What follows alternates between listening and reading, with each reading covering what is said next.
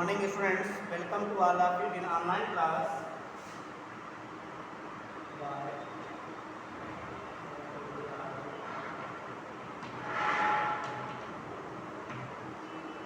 In the sequence of literature syllabus, today I will write question answer, word meaning of this chapter.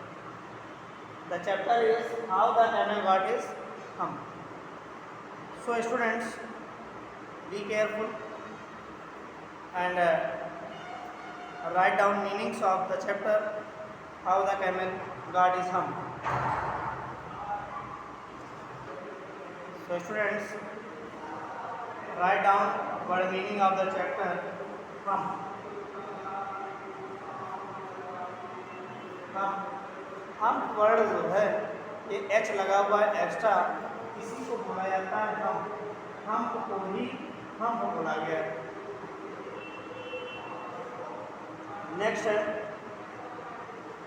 Next word is प्रिकल्स।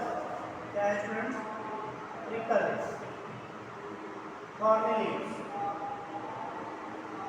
Thorny leaves के क्या होते हैं? प्रिकल्स बोलते हैं। कांटेदार जो पत्तियां होती हैं उनको प्रिकल्स बोलते हैं। फिर डेजर्ट।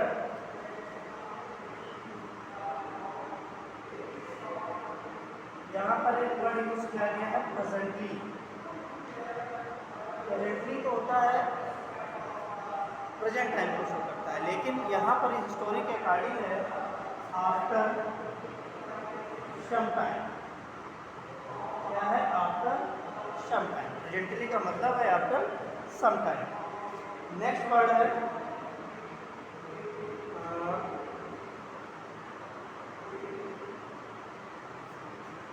स्टिक। स्टिक जानते होंगे आप। फिच। फिच का मतलब ब्रिंग, लाना, कैरी करना। ब्रिंग मीन होता है फिच। नेक्स्ट है प्लाव। प्लाव जानते होंगे, क्लियर कोई चीज। टिलिंग। प्लाव मीन्स टिलिंग, खेत को जोतना। नेक्स्ट वर्ड है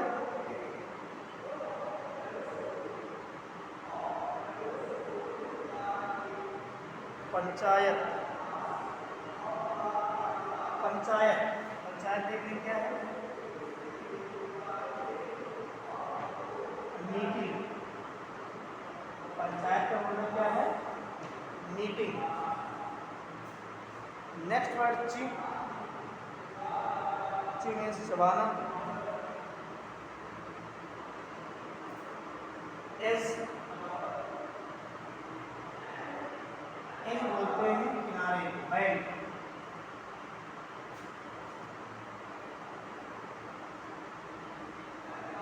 नेक्स्ट वर्ड है सर्टेनली।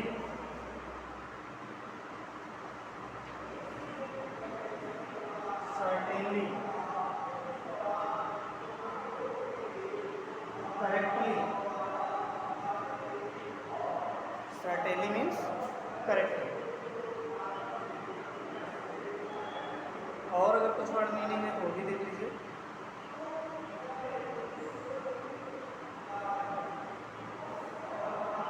स्टूडेंट्स से ही केवल आपको वर्ड मीनिंग नहीं लिखनी है। अब हम लोग बात करते हैं इसके क्वेश्चन आंसर की। तो क्वेश्चन आंसर हम समझा दे रहे हैं इसे, और इसकी पिक क्वेश्चन आंसर की हम दे देंगे। तो स्टूडेंट देखें क्या है। First question, comprehension check. What task do you think were assigned to dog and the ox. Ox और डॉग को कौन सा टास्क दिया गया था, कौन सा काम दिया गया था? तो डॉग जो था अपने मुंह पर एक स्टिक लिए हुए जा रहा था, उसको ये काम दिया गया था। और ऑक्स को क्या दिया गया था? ऑक्स जुताई कर रहा था, टिलिंग कर रहा था। ऑक्स को टिलिंग का वर्क दिया गया था और डॉग को carrying stick one place to another place. Next question है, why did the camel live in the middle of the desert. जो कैमल था वो डेजर्ट के मिडल में क्यों रहता था? तो क्या लिखेंगे इसका answer? The camel lived in the middle of the desert because desert is the living place of camel. Camel का जो लिविंग प्लेस है वो क्या है? डेजर्ट। डेजर्ट्स में ही रहते हैं, वहीं पर वो सर्वाइव करते हैं। नेक्स्ट है what made the dog the horse and the aux angry. Dog को, हॉर्स को और ऑक्स को नाराज किसने किया? तो क्या इसका आंसर लिखेंगे? The camel made the dog the horse and ox very angry.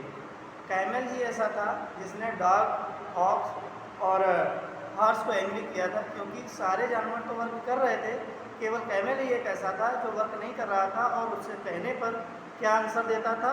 हम केवल कहता था। स्टूडेंट्स नेक्स्ट क्वेश्चन देखिए, how did the jinn know the horse was complaining against the camel. तो जो जिन है वो कैसे जान पाया कि जो हॉर्स है वो कैमल की कंप्लेन कर रहा था?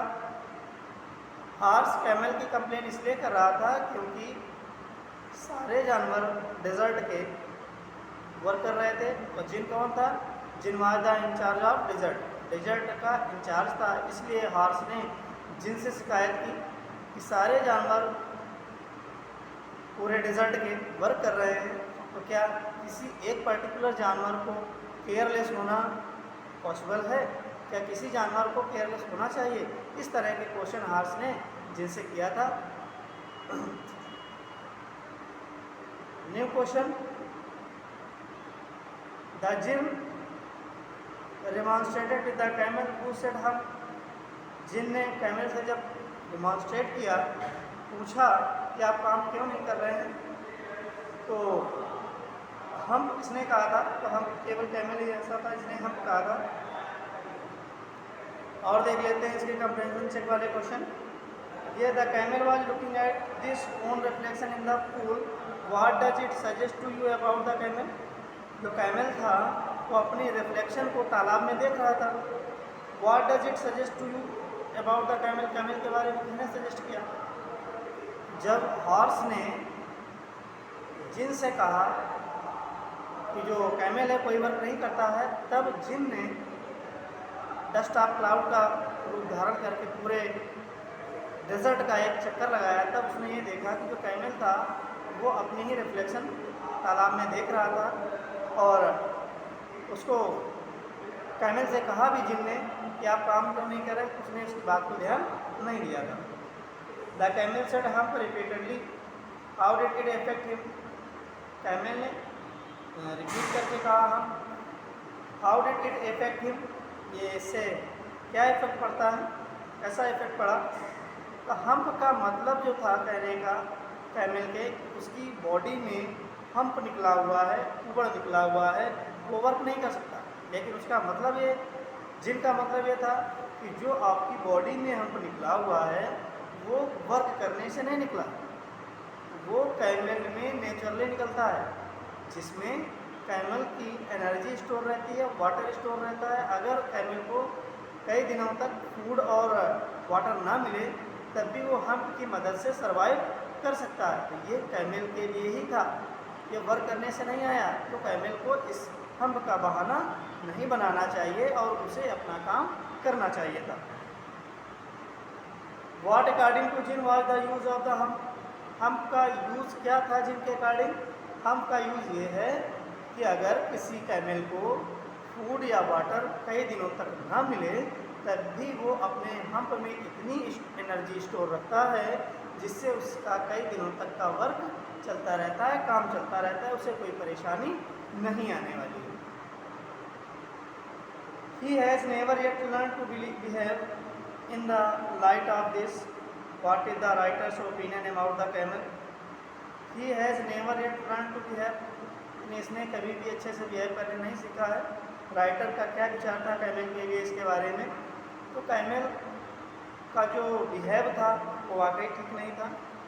कैमल को वर्क करना चाहिए था, क्योंकि हम्प आना तो उसका एक नेचुरली क्वालिटी है, वो उसकी बॉडी का एक पार्ट है जो कि हर कैमल में अपने टाइम पर हम्प आता है, और इससे वर्क का कोई भी लेना देना नहीं था। जिस तरह से सारे जानवर वर्क कर रहे थे, हॉर्स वर्क कर रहा था, ऑक्स कर रहा था, डॉग कर रहा था, ठीक उसी तरह कैमल को भी वर्क करना चाहिए था। लेकिन कैमल हम्प का बहाना बना करके वो काम नहीं करना चाहता था, वो केयरलेस हो रहा था। इसलिए सारे जानवरों ने उसकी शिकायत की और अपनी शिकायत से बचने के लिए उसने हम्प का एक अच्छा सा बहाना ढूंढ निकाला था, जो कि बिल्कुल भी वैलिड नहीं था।